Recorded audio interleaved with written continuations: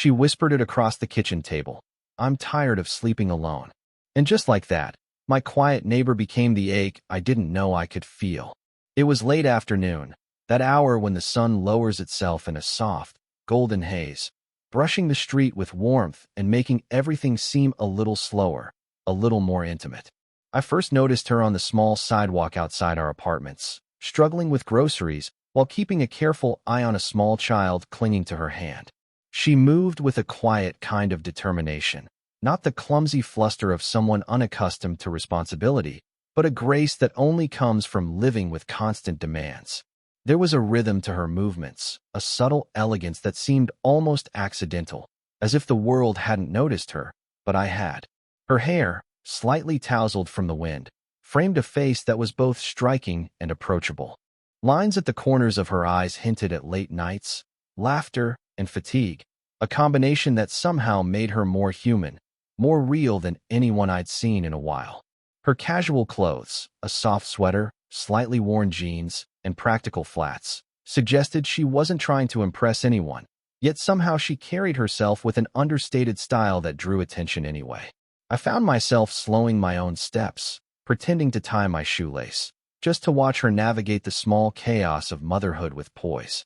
The way her hands adjusted the grocery bags, the gentle tilt of her head as she reassured her child, the soft sigh she let out when one of the bags threatened to topple, all of it imprinted itself on me. There was a loneliness there too, subtle, almost invisible unless you looked closely. The way she paused for a moment, shoulders slightly slumped, eyes drifting toward the empty doorway of her apartment before she shook herself and carried on. Our eyes met briefly when she glanced up, startled by the faint clatter of my presence. She gave a small, polite smile, one that held exhaustion but also a spark of warmth. I returned it, but it felt insufficient, like acknowledging someone's existence without really reaching them. And yet, even in that small exchange, there was something electric in the silence between us. Something that suggested stories unspoken, nights endured alone, and a quiet yearning that neither of us dared to name. I remember the scent of laundry drifting from her apartment as she passed, mingling with the earthy smell of the sidewalk after a recent rain. It was ordinary, domestic, but in a way that made her feel closer than someone you only met in passing should feel.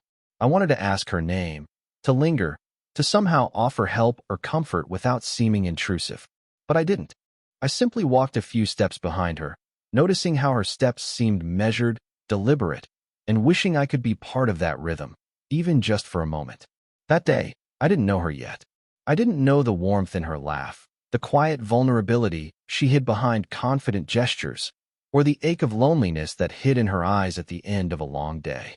But I felt a pull, subtle and insistent, that suggested the story was just beginning, a story I didn't know I wanted to be part of, yet already couldn't stop thinking about. After that first afternoon, I began noticing her more often, not in a way that was intrusive, but as if my attention had simply shifted, tuned to the rhythm of her life. The hallway outside our apartments became a stage for small, quiet exchanges, fleeting glimpses that carried more weight than I realized at the time. I'd catch her struggling with the mail, her child tugging insistently at her hand, and instinctively step forward to hold the door or bend down to retrieve a dropped letter.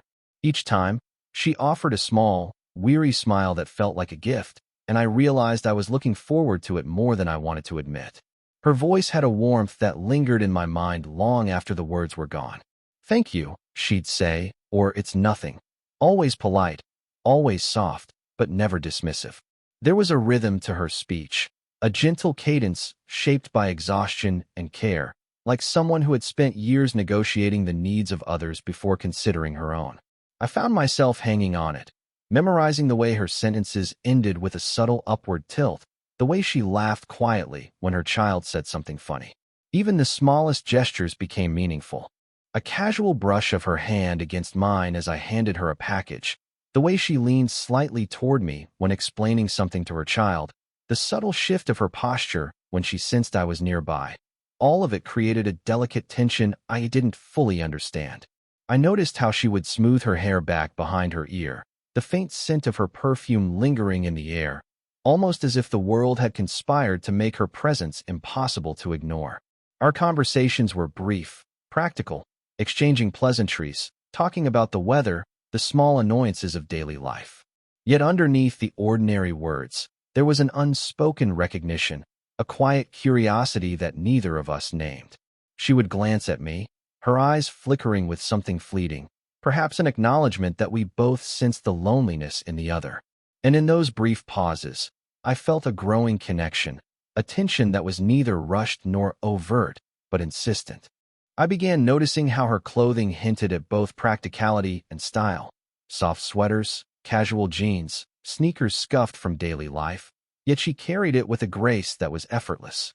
The lighting in the hallway, dim and golden from the late afternoon sun, seemed to favor her, casting shadows that made her look almost like she belonged in a quiet photograph. Even the sounds, the distant laughter of children, the hum of neighbors, the faint creak of the apartment floorboards, all seemed to revolve around these tiny, charged moments. By the time I returned to my own apartment, I realized I was replaying these exchanges in my mind. The accidental touches, the fleeting smiles, the warmth of her presence. They lingered like a quiet ache I didn't yet have a name for. And though we had barely spoken, I felt as if I had glimpsed something rare, a woman who carried the weight of her world with elegance and a subtle invitation to see the person beneath the surface. It was in these small interactions, these delicate ripples, that I first began to feel the pull of something deeper, an unspoken desire to understand her, to be near her, and perhaps, one day, to offer the quiet comfort her life seemed to be missing. It was a quiet evening when she knocked on my door, not formally, not with any announcement, but softly, as if hesitant to disturb. I opened it to find her holding a small, broken lamp, her hands wrapped around it protectively. I thought maybe you could help," she said, her voice carrying that familiar mix of tiredness and quiet warmth. There was no expectation in her tone, only a gentle hope, and I found myself nodding before I even realized it, inviting her in. The apartment was small, but I felt suddenly aware of every detail. The muted gold of the lampshade I had inherited from my grandmother, the faint scent of coffee lingering from earlier, the soft hum of the refrigerator in the background. She stepped inside, her presence filling the space with a warmth I hadn't anticipated. She placed the lamp on the counter, her hands brushing mine just slightly as I reached for a screwdriver. That brief touch, almost accidental, sent a subtle, unexpected shiver through me. As we worked together in silence, I noticed the quiet intimacy of her movements. She leaned just slightly toward me, brushing a strand of hair from her face, the faint scent of her shampoo drifting into the air. There was a casual elegance in the way she adjusted the lamp, a focus that was both domestic and inherently graceful. I found myself watching, memorizing, feeling the slow pull of familiarity and closeness that had been building between us. We began to talk as I worked, our conversation light at first, discussing the lamp, the week's errands, the small mundane victories and failures that filled our lives. And then, gradually, it shifted. She laughed softly at a memory of her child's stubbornness, her eyes lighting up in a way that made me realize I had been seeing only fragments of her before. Her confidence was clear, yet beneath it lay a quiet vulnerability, a longing for understanding, perhaps even for connection. There were moments when our hands brushed as I handed her a screw or held the lamp steady. Each time, the contact lingered a little longer than necessary, a silent acknowledgement of something unspoken between us. I became aware of the warmth of her hand, the texture of her sweater against my fingers, the subtle rise and fall of her shoulders when she exhaled softly. These small, sensory details carried an intimacy that words could not capture.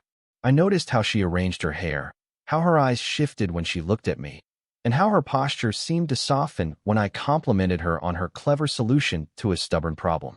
Even the sounds of the apartment, the faint creak of the floorboards, the distant traffic outside, seemed to fall away, leaving only the quiet rhythm of our interaction. By the time the lamp was fixed, the room felt different, warmer, closer, charged with a subtle tension neither of us had named. She smiled at me, a little shy, a little bold, and I felt an unexpected surge of protectiveness and tenderness. It wasn't a romantic gesture yet, but the air between us had shifted. Something delicate and significant had begun, a first step into the territory of trust and emotional intimacy. made all the more poignant by the unspoken acknowledgement of our shared loneliness and the quiet pull toward each other. That evening, as she left, I realized that something fundamental had changed. I wanted to linger, to keep her there, but I simply watched her go, carrying with me the memory of her presence, the warmth of her hands, and the subtle ache of anticipation for the next encounter. It was one of those evenings that carried a softness in the air, the kind that makes ordinary moments feel heavier with meaning. I had come over to help her set up a small shelf she'd been struggling with, a mundane task that somehow became charged with quiet intimacy. The apartment was dimly lit, a single lamp casting a warm glow across the kitchen table, highlighting the subtle lines of her face, the gentle curve of her shoulders, the tired grace she carried so effortlessly. As we worked together, the conversation drifted from practicalities to fragments of her life, small stories about her child, fleeting memories of days that had once been easier, and the subtle, unspoken exhaustion that lingered beneath her calm exterior. I listened, drawn in by the cadence of her voice, the way she would glance down when a thought felt too private, and how her eyes would flicker toward me when she realized I was watching, noticing. There was something in her openness that made me feel both privileged and anxious, as though every detail she shared carried weight I wasn't sure I was ready for. Then, almost casually, she paused mid-task, her hand resting lightly on the edge of the counter. Her gaze met mine, hesitant, searching, and she said it. The words both simple and devastating. "I'm tired of sleeping alone." For a moment, I was silent, caught between the impulse to say something reassuring and the shock of hearing her vulnerability laid bare. The words were not flirtatious or dramatic. They were quiet, almost confessional, yet they carried a depth that made the air between us feel impossibly close. I noticed the way her hands trembled slightly, the way her lips parted as if she wanted to say more but wasn't sure she could. The raw honesty in her eyes left me momentarily breathless. I reached out instinctively, placing my hand over hers. The warmth of her skin against mine felt electric, grounding, and intimate all at once. She didn't pull away, and neither did I. Instead, we simply held that small, deliberate contact, letting the silence speak for us. Her fingers were gentle, tentative, yet the touch carried a quiet insistence, a plea for understanding, for acknowledgement, for something that went beyond words. The room seemed smaller, cozier, yet charged with the weight of unspoken longing.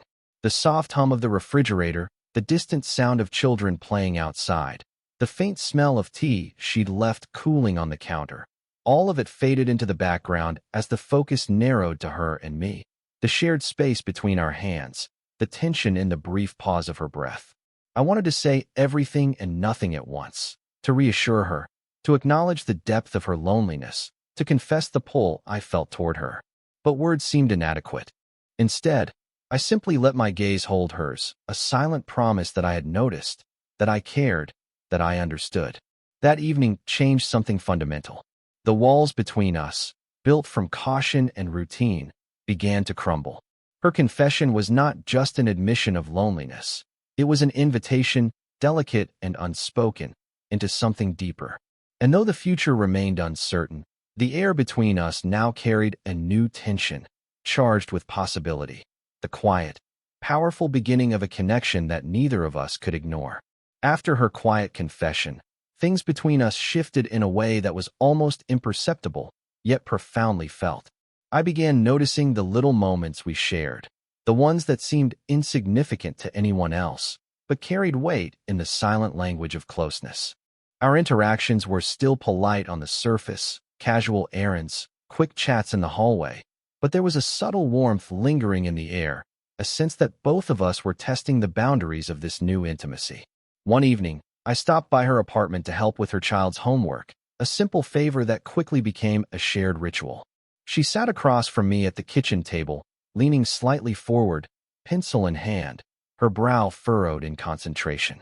I could see the faint curve of her shoulders, the way her sweater slipped just enough to catch the light, the delicate movement of her fingers as she adjusted a stray strand of hair.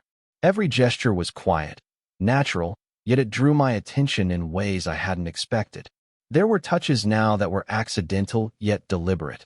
Brushing her hand as I passed a notebook, gently guiding her child's hand with mine, the faintest contact when she handed me a mug of tea. Each moment sent a subtle warmth through me, a quiet electricity that neither of us needed to name. Her eyes would meet mine sometimes, a fleeting glance that lingered just a little too long, and I felt the unspoken acknowledgement that we were both aware of the growing connection. Her laughter became a balm I found myself seeking. It was soft, melodic, and carried a mix of exhaustion and resilience that made it feel deeply human. She would tilt her head when amused, her hair brushing her cheek, and the sight made me realize how drawn I had become to the small, intimate details of her presence. Even in casual conversation, she would reveal tiny pieces of herself, stories of her day, fleeting frustrations, quiet victories, and I listened with a patience and attentiveness I hadn't known I possessed. I began noticing more than just her movements. I noticed how she lingered near me when explaining something, the subtle shift of her body toward mine, the way her hand might brush against mine without thought. The apartment itself seemed to embrace us, the soft lamplight in the living room, the faint hum of distant traffic, the cozy clutter of everyday life, creating a space where our growing bond could unfold naturally. Even ordinary tasks became charged with a quiet intimacy. Folding laundry together, helping with homework, preparing simple meals, all carried the weight of shared presence. The small gestures, the gentle touches, the lingering glances, they spoke more than words ever could. I realized I was becoming attuned not just to her actions, but to the emotions that hovered beneath them, her fatigue, her humor, her quiet longing, her resilience. By the end of the evening, I felt an ache I hadn't expected, the desire to be near her, to offer comfort, to share more of these ordinary yet extraordinary moments. Our connection was still delicate, tentative, yet undeniable. The walls between us were slowly dissolving, replaced by a warmth that was both thrilling and grounding. And in that quiet, shared space, I understood that this was no fleeting curiosity. It was the beginning of something profound, something patient, something that could grow into a love neither of us had anticipated but both silently hoped for. The evening had settled into a quiet stillness, the kind that wraps around you and makes every sound, every movement, feel magnified. I had come over under the pretext of helping with some light chores, but the atmosphere was charged with something more.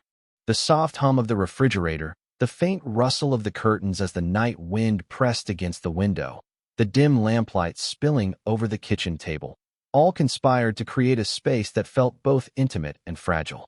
We had been talking, our conversation drifting from mundane matters to more personal reflections, memories of her past, small confessions about what she missed, the subtle exhaustion that never fully left her. I could see it in the way her shoulders slumped slightly when she thought no one was watching, the faint crease of weariness along her brow. And yet, beneath it, there was a quiet strength, a resilience that made her presence magnetic. Then, for a moment, the chatter faded. She looked up at me, her eyes meeting mine with a hesitation I hadn't seen before. It was as if she were weighing something unsaid, something that had been building quietly between us. The soft glow of the lamp caught the curve of her cheek, the gentle line of her jaw, and I realized I was holding my breath, waiting for whatever she would say or not say. Our hands brushed accidentally at first, passing a small object between us, but then lingered.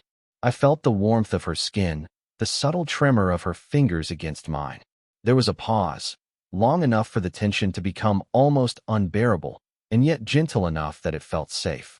I moved slightly closer, instinctively, as if the space between us had shrunk on its own. She didn't pull away. Instead, she tilted her head, her gaze soft, searching, and there was an unspoken question in the air, a delicate, tentative invitation. Without thinking, I reached to tuck a loose strand of hair behind her ear. My fingers lingered at her temple, feeling the warmth of her skin, the faint pulse beneath. She shivered slightly, not from cold, but from the weight of proximity and the intimacy of the gesture. In that instant, the room fell away. There was no kitchen, no chores, no distant traffic. Only her, only us, suspended in a fragile, suspended moment of connection. We began to speak, but the words were hesitant, layered with vulnerability. She admitted, softly, the loneliness she felt, the desire for someone to understand her without judgment, someone who could be present without demanding. I responded in kind, my voice low, careful, expressing the quiet pull I had felt toward her from the first moment I noticed her. Each word carried weight, each pause a heartbeat shared. The night stretched on, and every subtle gesture, the brush of our hands, the tilt of her head, the soft exhale that drew her closer to me, became a language of its own.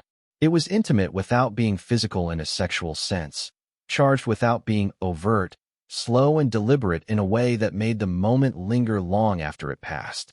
By the end of the evening, something had shifted irrevocably. We both understood that the bond between us had deepened, tempered by hesitation, courage, and the recognition of our mutual longing. It was a promise unspoken but undeniable, that we were both willing to explore what was beginning, carefully, tenderly, and with the patience that slow-burn love demands. The morning light slipped softly through her kitchen window, spilling across the table in gentle, golden streaks. Outside, birds chirped faintly, and the world seemed to move just a little slower than usual. Inside, the apartment was quiet except for the soft hum of the coffee maker and the faint rustle of her child moving around in the next room. Everything about the scene felt familiar, intimate, and profoundly comforting.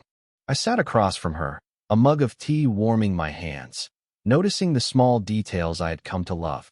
The way her hair fell naturally across her shoulders, the subtle tiredness in her eyes softened by a gentle smile, the way she rested her chin lightly on her hand as she watched me. There was a calmness now that hadn't been there before, a quiet acknowledgement that the tension and uncertainty of the past weeks had settled into something safe, tender, and enduring. Her hand reached across the table, brushing against mine as she poured her tea. The contact was light but deliberate, a language we had been developing in small moments over time. I felt the warmth of her fingers, the subtle pulse beneath, and the unspoken promise in that simple gesture. She didn't speak, and neither did I. There was no need.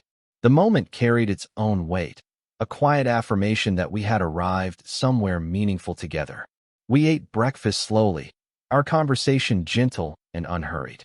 She laughed softly at a joke I made, and I felt the warmth of her presence settle over me like a familiar blanket. Her child entered the kitchen, cheerful and curious, and the sight brought a different kind of intimacy, the sense of family, of belonging, of life continuing in a natural, unforced rhythm. She smiled at her child, then looked at me, and I realized that our connection had integrated seamlessly into her world, accepted and present in the everyday. After breakfast, she leaned back slightly, resting her head against my shoulder as I reached over to brush a stray strand of hair from her face. The gesture was small, tender, and completely unhurried, yet it carried everything that words could not: affection, care, trust, and the quiet thrill of love that had grown slowly, patiently, over weeks of subtle gestures and shared vulnerability. I felt the steady rhythm of her breathing against me, and the faint warmth of her body as it pressed lightly into mine, grounding me in a way that was both comforting and exhilarating. There was no grand declaration, no dramatic flourish, only the soft, unspoken understanding that we had found something rare. Our connection had weathered hesitation, loneliness, and the subtle complications of age and social perception, and emerged as a steady, tender bond. It was a love that felt grounded, human, and deeply real. As the morning sun climbed higher, casting light across the small, lived-in apartment, I realized that this was the culmination of everything that had led us here. The shared glances, the gentle touches, the quiet confessions, and the patient unfolding of emotional intimacy. In that moment, watching her smile softly at her child and then at me, I knew that the story had reached its natural conclusion, not with fireworks, but with a warmth that lingered, steady and undeniable. We were together now, quietly, fully, and in a way that promised patience, understanding, and a love that would grow steadily, one gentle morning at a time.